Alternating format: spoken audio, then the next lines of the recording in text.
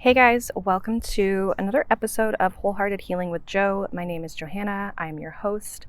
And today I wanted to talk about my retreat and my experience, but also, just kind of share 3 things that I feel are beneficial for you guys and just things that I've noticed and that I learned through those, through the weekend. I am outside, so hopefully it's not too loud. You'll probably hear children and garbage trucks and all that kind of stuff. I'm just kind of sitting at the park.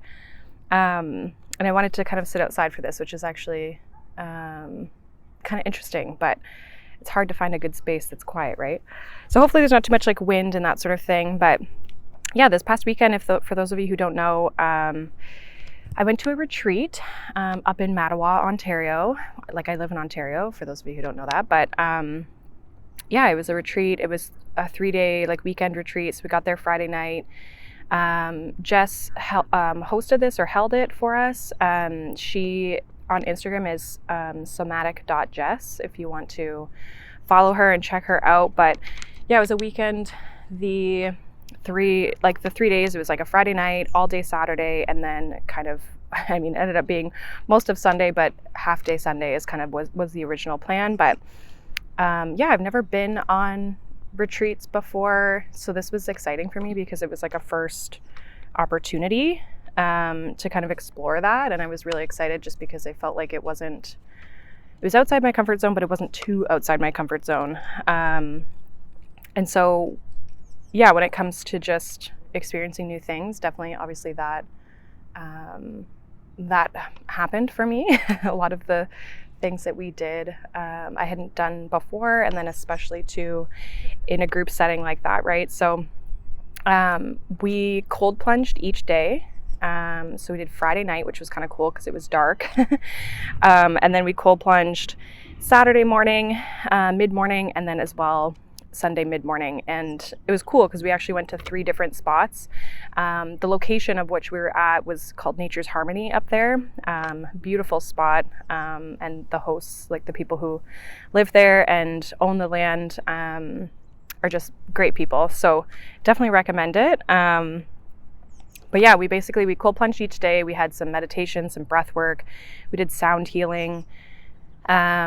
We also did like a deeper full breath experience that was facilitated by Dan on Saturday night. So that was very, very well done. Very transformative.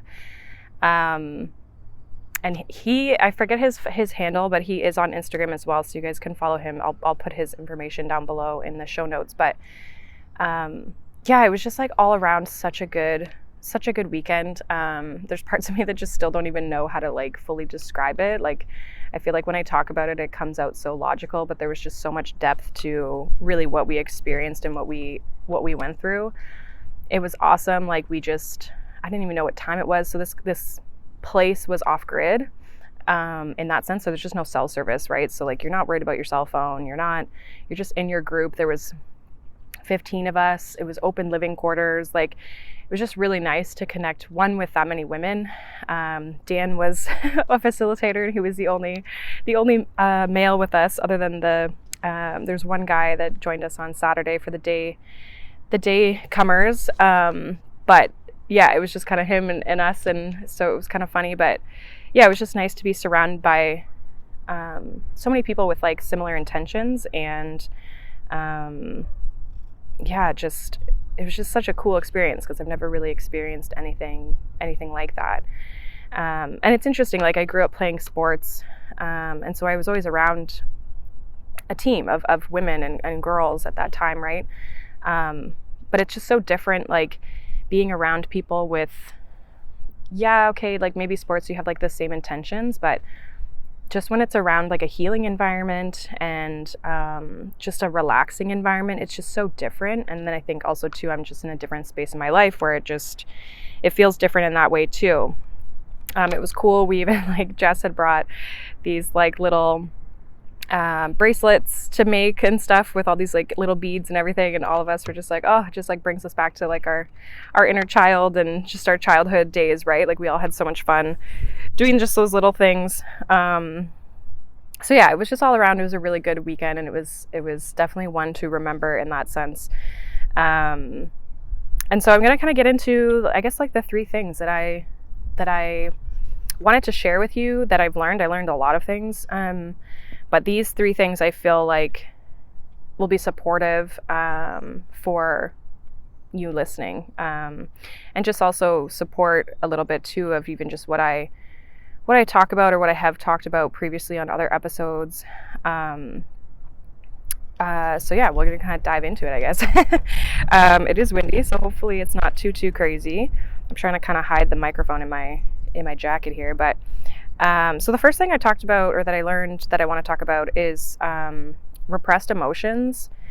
Um, I would say I'm more of a person who like holds on to my emotions. I was kind of it's a very common thing for me to feel when I grew up, that like I couldn't fully express, you know, my emotions and how I felt. I feel like I was probably a quite a sensitive kid. And I do still feel that. I definitely, pick up on different, vibes and energies from people. But I've always, I was kind of like taught, I guess, or raised in some ways where it's like you kind of hold that in, or you like, you get your shit together, right? And so I never really had I would say like a healthy outlet to express my emotions. And I talk about this a lot just in health and healing. And this is one of the things that, that I talk about, like the body can hold on to our emotions and our feelings, and we need to kind of release those and let those go and that sort of thing. And so I think I've mentioned before, like I have had and been dealing with like, anxiety and stress, and that sort of thing is definitely a common thing in my life. And I think right now I'm in a space where that's coming very much into the forefront for me to take a look at it. But at the same time, there's a lot of emotion there, right? And that's a lot of what's, I think creating the anxiety too, is just that I hold on to these emotions, these feelings, and I don't let them out. And so they just like fester in my body, right? And so it was really cool on Saturday night when we did the breathworks ceremony. I felt so much better after. I actually had a lot of resistance kind of going into it. I was just in a weird mood, and I was like, I don't want to do this, but I did it. And it was a little bit uncomfortable to start, but then I felt so much better after. And it was, again, it was very transformative and very, like eye-opening, I guess, in some ways, where it's like, just the things that came up and that sort of thing, and just how much lighter my body felt after. But it allowed me an opportunity to release some of that emotion, right? And to kind of acknowledge it and let it come up to the surface. So, yeah, repressed emotions are hard sometimes because we don't always know what exactly we're holding on to. And so there's a little bit of needing to explore that, which I would say there's a lot more that I could go into of depth of just what I need to explore. But it was something that it kept kind of coming up. I mean, I cried every single day. So there was that part of it where, obviously, it was even hard for me to like get it out because I felt like I was almost like holding it in so much that when I went to go talk, it was just like, kind of that ugly cry a little bit, right? Because I had to be vulnerable and I had to like let it out. It was uncomfortable, but it was also like, it just felt like it had been in there for so long, right? So yeah, it's just the importance of finding that outlet too, that you can actually like allow yourself to feel those emotions, whether they're in group settings or, in breathwork classes or in, treatment sessions. I've had people have, kind of emotionally release things in our treatment sessions in my osteopathic practice. It just like depends on what's kind of coming up for you in that moment. So it's allowing yourself to be vulnerable, again, having that community and that support, but also sometimes you just, need to allow yourself to feel those things like in private too, right? Like allow yourself to take a moment and just feel what you're feeling, right? Which I think I've been allowing myself to do more lately, but I think it's also that, it's what's already in there that needs to maybe come out, which again can be challenging because you don't always know when or why or what is in there, right? And so it's a bit of that self-exploration and reflection that's needed. So yeah, that was like the big thing I think for me from a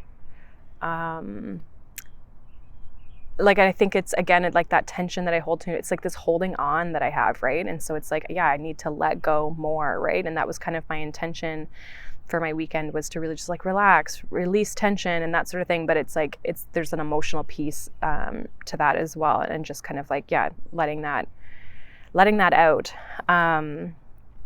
The second thing that I wanted to talk to you about, that I learned, and that I think just that I got to experience, was just the benefit of having community and a safe space to be vulnerable and support. And it was interesting for me because I feel like I hold this space for a lot of people, obviously, with what I do for my practice. It was my first time experiencing it in a group setting like that, because usually I'm one-on-one with people. But the other difference was just that I got to be the person who was being held. And I think as women especially, we're always holding space for other people, and we don't always hold that space for ourselves, or we don't have people in our life who hold that space for us too, right? So I thought that was really powerful about this weekend, was just the community, the connection that was held this weekend. Like, we all shared and were vulnerable and like really expressed what was coming up for us, even if we didn't necessarily maybe have the words, or it wasn't a full, formed thought in that moment. Like, it was just, just being real, right? But having that safe space to express and let things out, and not, overcoming the fear of being vulnerable and, being judged. Like, it was interesting. Like, I felt, being vulnerable was challenging, but at the same time, it's like I didn't feel unsafe to do that. I didn't feel like I was going to be judged. I didn't feel like we were all there for the same thing. And so I feel like that was a huge piece of, being able to allow myself to kind of go there as well. So yeah, finding safe space and community is huge. And so I think, again, like, just on the healing journey, it's important that you maybe have a person that you go to, or again, like in a treatment setting, it's more one-on-one, like with what I do. But I think like those group environments as well, like, going to group facilitated things, whether it's like a yoga class or a breathwork session or whatever, right? And if you hear that noise, that is the bell of the school that I'm around. But yeah, just that community, that safe space. It's funny that I'm talking about community and there's literally a school. But yeah, just having that support system that I think a lot of us don't realize we don't really have, right?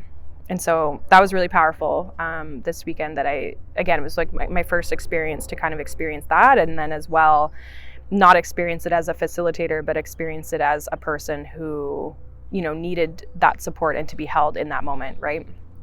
And then the last one I wanted to talk about is the busyness of life. So I kind of mentioned before that, like, it was off grid, right? So there was no cell phones, no whatever. I had my cell phone because I wanted to take photos and stuff, but like, other than that, I wasn't using it, right? I had no idea what time it was half the time. We were joking because like on Saturday, it felt like it was just like a total time warp. You're like, how is it like 4:00 already, right?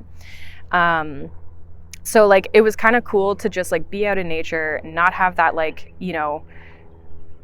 of like, oh, I got to check things off a box and like, we got to have things done. Like, we just adapted and we just did things, and whatever time it took that time, right?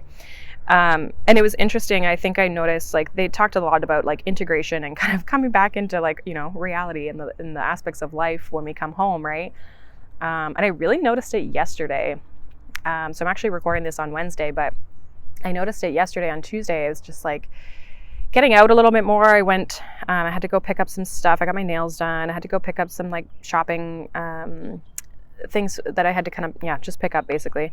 And then I like drove to my boyfriend's house. And so it was just like, I was on the highway. It was like rush hour.